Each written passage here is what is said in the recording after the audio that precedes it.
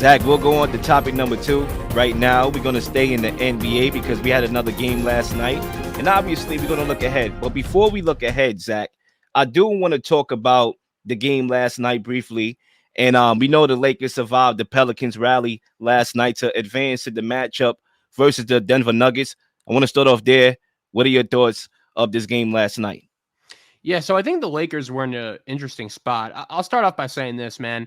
I don't think they're going to regret winning the game and not tanking because, first of all, if they would have lost that game last night, the Lakers would be facing a winner go home game against the Sacramento Kings, a team that swept them in this regular season. And we also know that Anthony Davis, he's never beaten Domantas Sabonis heads up. So that would have been a very risky proposition. And a lot of people are saying, the Lakers should have intentionally lost because now they have to play Denver right away. And I'll say this, guys. I feel like if the Lakers' goal in these playoffs was just to survive and be in the playoffs as long as possible, I could maybe see why some people would be using that logic. Just avoid Denver as long as you can, see them in the conference finals, and go from there.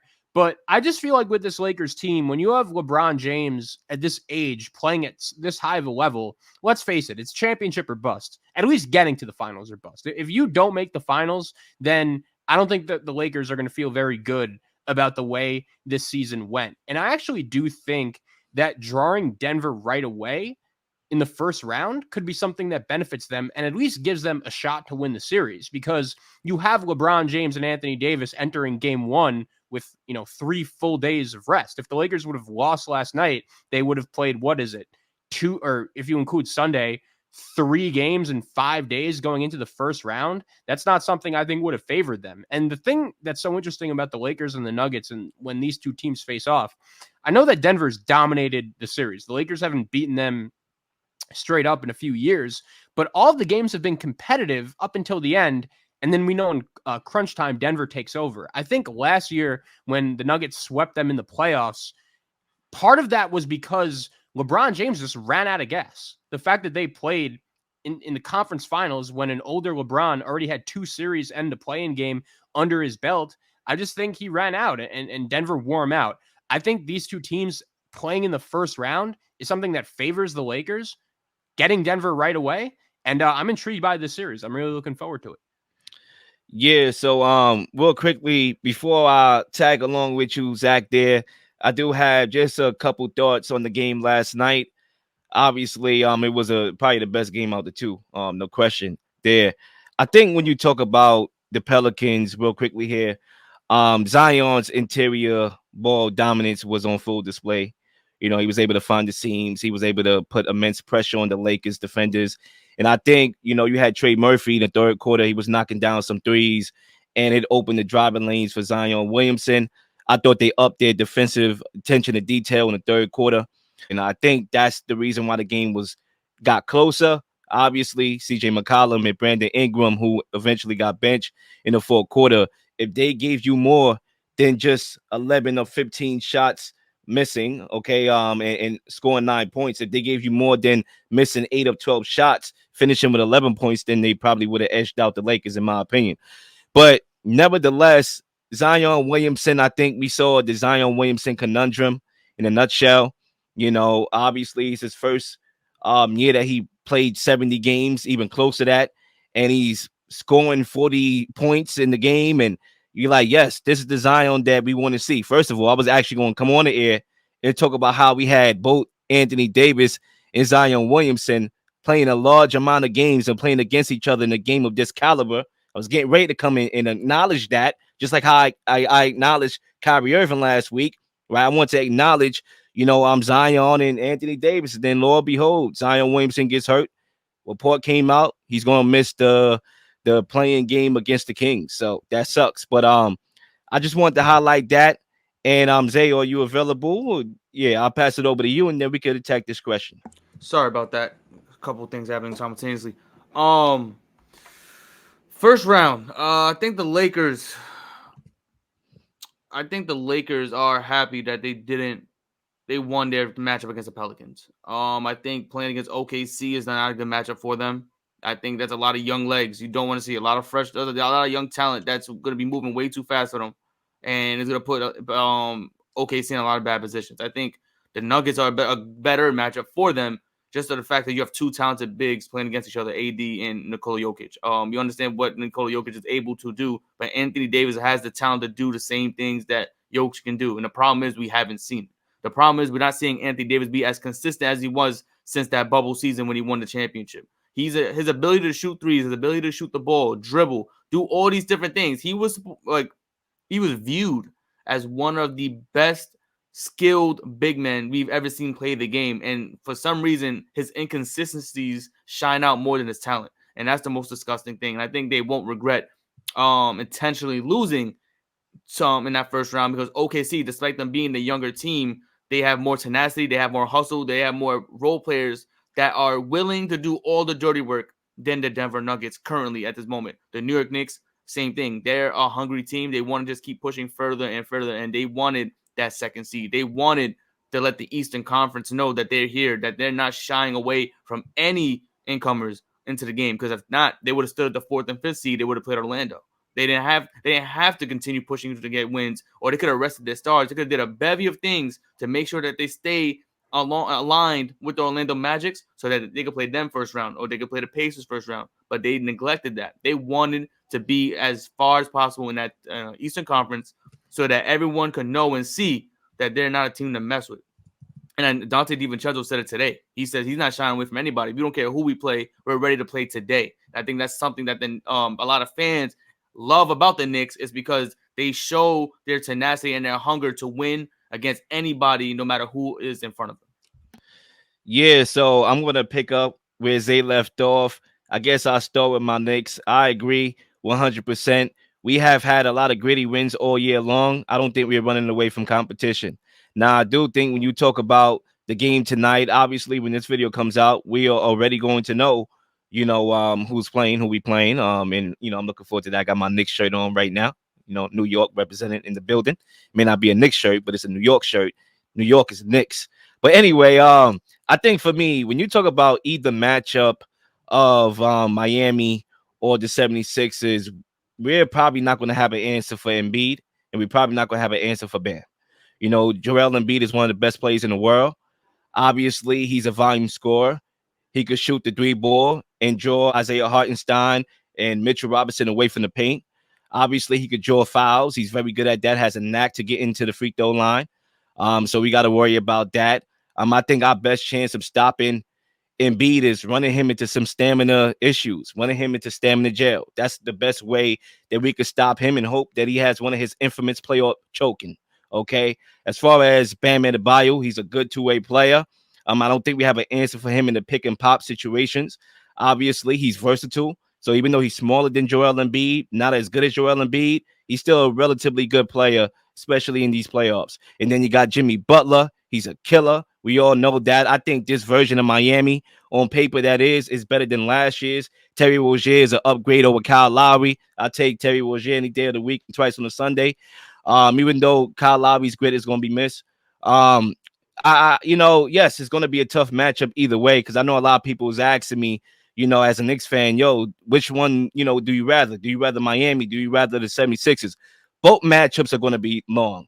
Both matchups is going to present its challenges, but challenges that, number one, we should want, and challenges, I think, B, we will overcome in a long series. So, yes, we win the game. We make sure we get home court.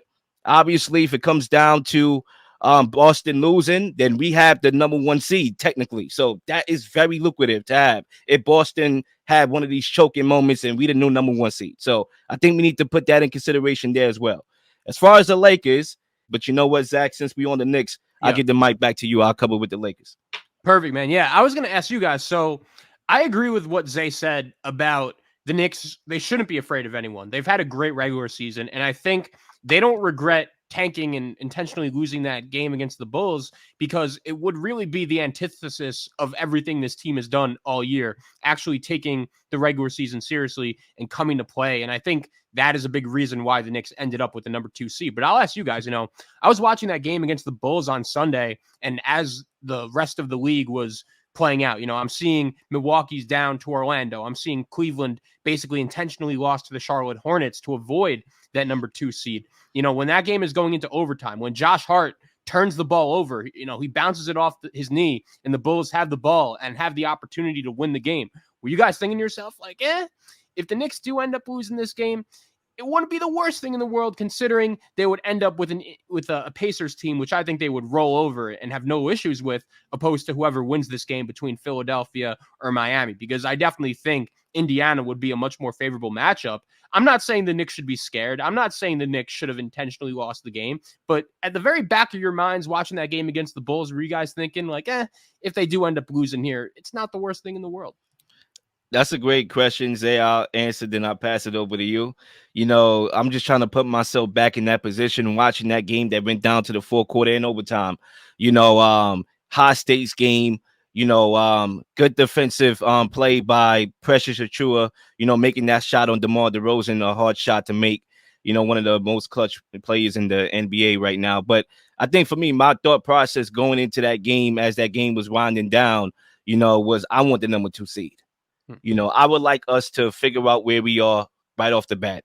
If we beat the winner of, and I expect us to, 76ers or Miami, then we have a good shot to make, the Eastern Conference Finals at the very least. I wanted that challenge. Miami was a team that sent us home last year. I want that payback. I hope they win tonight.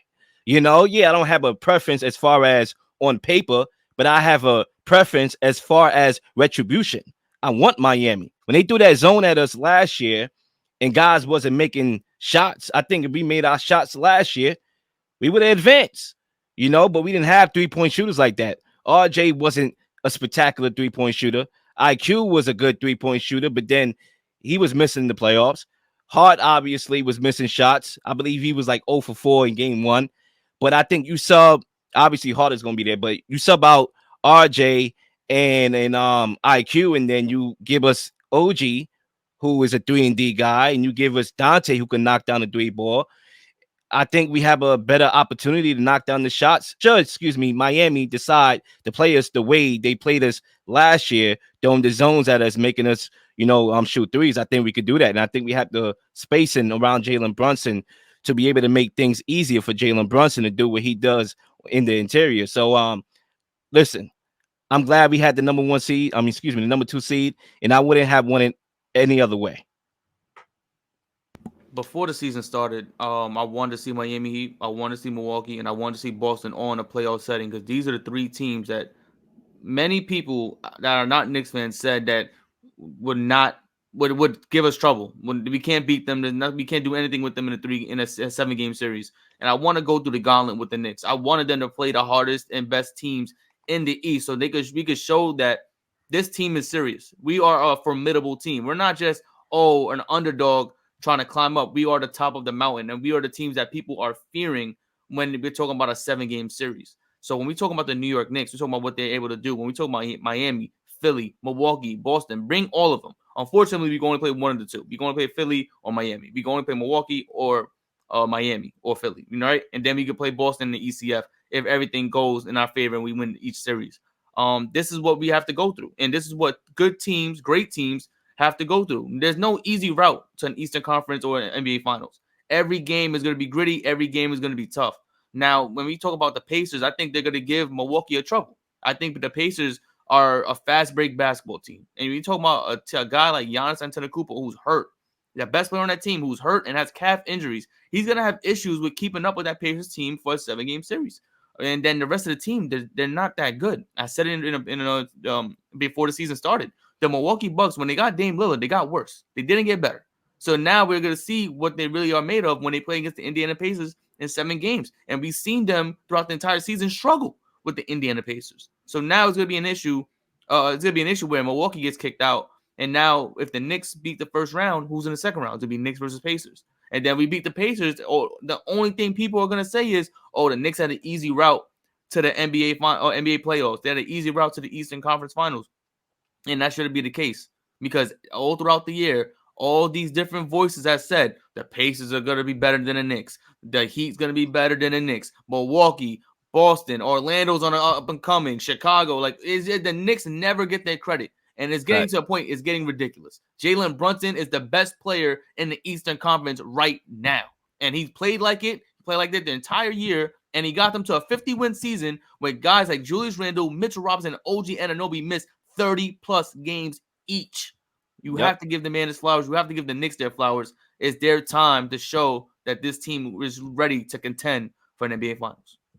I agree with Zay. Especially when it comes to Jalen Brunson and him not getting the proper jurisdiction due.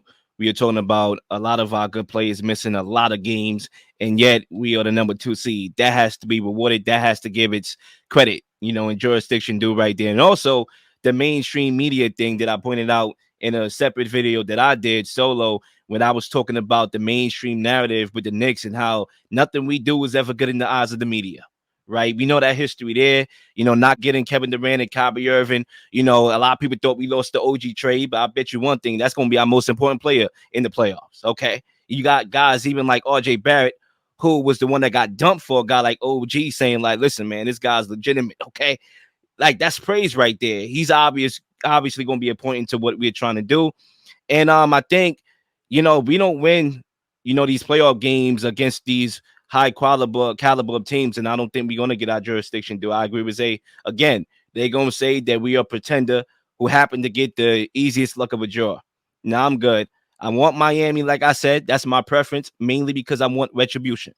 But if we get the 76ers, I won't be mad at that as well.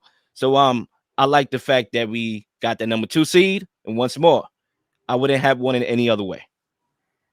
And Yeah. Go ahead, Zach. No, I was just going to say, I agree with what Zay said about the Pacers. I think they're going to beat the Bucks in that series. Giannis being a question mark is a huge concern for Milwaukee. I think the Bucks have been a team all year that have just had the feeling around them like, okay, this is just not working. They're under 500 since Doc Rivers took over as their head coach. I just think that team is first round exit in disappointing fashion written all over it. And whoever wins that this series, whether it's the Knicks, whether it's the Sixers, whether it's the Heat, I'm expecting that team to get to the Eastern Conference Finals as well. I think that first round series might as well be the Eastern Conference semifinals, because whoever does end up getting out of that first round series is going to have a nice path to the Eastern Conference Finals, most likely against Boston. Yeah, I want to hit on the Lakers real quickly here. Zay talked about how these younger teams could run up and down the court, but credit to the Lakers for running up and down with the Pelicans last night. They won that game. They gave them an opportunity to get rest before they play the Nuggets, and I think that's what you want. Last year when they played the Nuggets, they had 2 grueling series against the Grizzlies and the Warriors, and they were already tired out by the time they got to Jokic and Jamal Murray. Now they don't have to worry about that. They get them right off the gate. That's the reason why I don't think they made the wrong decision by intentionally losing in the play-in, because at the end of the day, now it's a winning in scenario, and you get to not potentially make the playoffs outright. So that would have been stupid against a team that swept them. Yeah, and Anthony Davis has never beaten Sabonis. It didn't make no sense. And another thing too, I think for me, as far as the matchup, I see Kenny is high on the Lakers right now. They pose a threat to Denver. Zach, I think you share the same thing. I just don't think the Lakers have any answers for Denver right now. I think in every corner you turn, it's a matchup problem.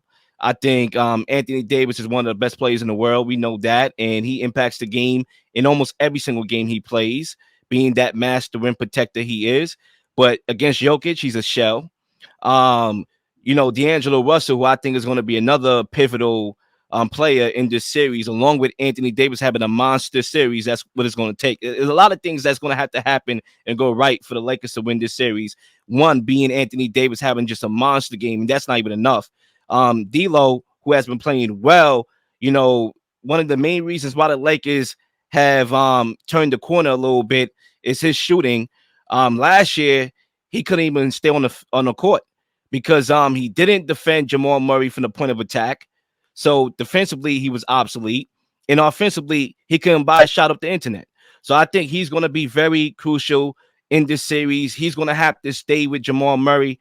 Listen, in order for the Lakers to win this series, when you look at this series, it cannot be Jokic and Jamal being the best 2 players on the floor. Yes, we know Jokic is the best player on the floor. We're going to live with that. Nobody can stop Jokic. Jokic is going to do what he's going to do. He's too intelligent. Y'all tried to throw Wilby Hachimura on him, and guess what? He kind of adjusted to that. So no matter what you try to do to take away Jokic, he's so smart. He's going to affect the game as a passer or being aggressive. You can't stop the man. He's the best player on the floor. But Jamal Murray cannot be the second best player on the floor if the Lakers want to win this series. That's going to have to be number 2 and 3 is going to have to be LeBron James and Anthony Davis, and they're going to have help from Reeves and D'Lo and all those other guys. That's what it's going to take to beat this Denver Nuggets team. And I'm just not going to bank on that. I like the Nuggets to win this series in 5 games. Yeah, I think one crucial player that's no longer on the Nuggets is Bruce Brown. I think he was a big part of what they did. He's a big part of what they did last year, and the reason why they got to the NBA Finals because they had a point guard that backed up Jamal Murray that was able to not only play the 1, he could play the power forward as well at his height, at his size, his ability to float and create floaters and do a bevy of different things on that team. He was a very versatile guy, and it's going to be tough to replicate that with this current Denver Nuggets team that doesn't have somebody in that same role that could be able to defend the Los Angeles Lakers players, especially when we talk about D'Angelo Russell. He's the X factor. If he's putting on performances like he did last night, if he's scoring and being consistent like he was capable of doing, he's going to be a big issue for that Denver Nuggets team. They're going to need him. They're going to need him. It's going to be a lot. It's going to be a lot. It's not easy. There's going to be a lot. But also, like I said, if Anthony Davis plays to the level that we know he could play at against the Denver Nuggets, that's going to cause a lot of issue. I think this Lakers team is a lot different mentally than that Lakers team we saw last year. Last year, they was bruised and battered. Don't get me wrong. This Lakers team has not had a good year whatsoever. But their players, when it comes down to crunch time and winning the game, they win the game. And we saw that in the in-season tournament. We saw that in the play-in last night with the Lakers. It's going to happen again with the against the Denver Nuggets in that first-round series. So it's going to be interesting to watch. I think, in my opinion, the Lakers win in 7. Yeah, one point to that too, Zay, and I don't know how you guys feel about this. Like, I don't think this version of Denver is better than the team that won the championship last year. And I think Bruce Brown, losing him, that's a big reason, number 1. And number 2, like, I'm sure you guys noticed this. I thought the Nuggets were going to be the number 1 seed in the West. They, last Wednesday, beat the Timberwolves in a crucial game to put them on top of Minnesota. All they had to do was beat the 20-win Spurs, and they'd secure the number 1 seed. And they had a 16-point lead in the fourth quarter and lost that game. I would never expect a team like Denver to do that. They blew the number 1 seed. And I'm not saying they're afraid of the Lakers by any means, but if you could avoid drawing LeBron James in the first round, I don't care how well you've played against him in years past. Like, that's not something you want to do. You would much rather see a team like Sacramento or a team like New Orleans, who's going to be the number 8 seed, whoever wins that playing game. And one last point, guys, like, depth has been a concern for me with Denver really since the start of the season, especially after they lost Bruce Brown. And also I'm wondering, like, Michael Porter Jr., one of the Nuggets' best and key players, like, his brother just got banned for life because of a gambling issue, like a gambling suspension. Like, that's not something you want to be dealing with right before the start of a playoff series. Like, I know it's not him, but, like, does that mess with him mentally? It might. I don't think it's going to help. So I'm with Zay. I think the Lakers drawing Denver in the first round is something that's going to help them being fresh going into the series with a couple days rest, opposed to playing them in the Western Conference Finals last year. I'll go Lakers in 6. Yeah, I'm just not buying that, with all due respect.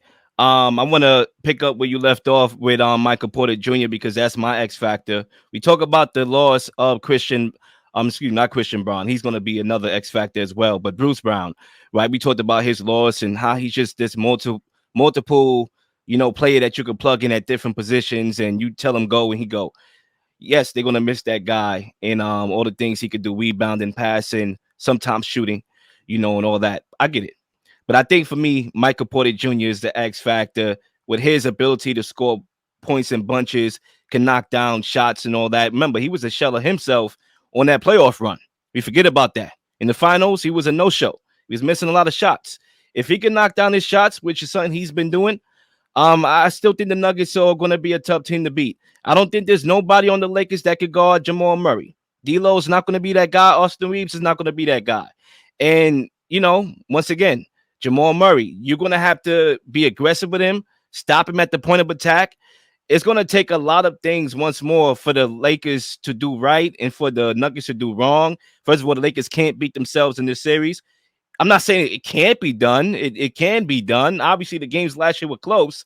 Knocked down a couple shots in the fourth quarter. Hey, Lakers could have swept them. I get it. But I'm gonna trust in Jokic. I'm gonna trust in Jamal Murray. I just trust them more in these high profile games, and I'm gonna go with the Nuggets in 5, but we'll see what happens. One last point on that. I expect Gabe Vincent to be the Lakers X factor. I think he's an underrated player, and part of that is he just couldn't really stay healthy during the regular season, but he's a playoff performer. Miami doesn't get to the finals without him last year. He had some huge games, and I liked the effort and the minutes he put in last night. Hit a couple big shots. I think he's going to be the guy that will draw Murray on defense. All right. We're going to go to halftime here. When we come back, we got some more topics on deck, so make sure y'all stick around. Keep it locked. We'll be back in 2 minutes. Please like and subscribe for all the up-to-date content. You've been slinging shows left and right, slinging content left and right. Please don't miss anything. If you do, like, subscribe, leave a comment, or leave a question, something you may want to answer, something you may have. All ideas are great ideas. Nothing's a dumb question.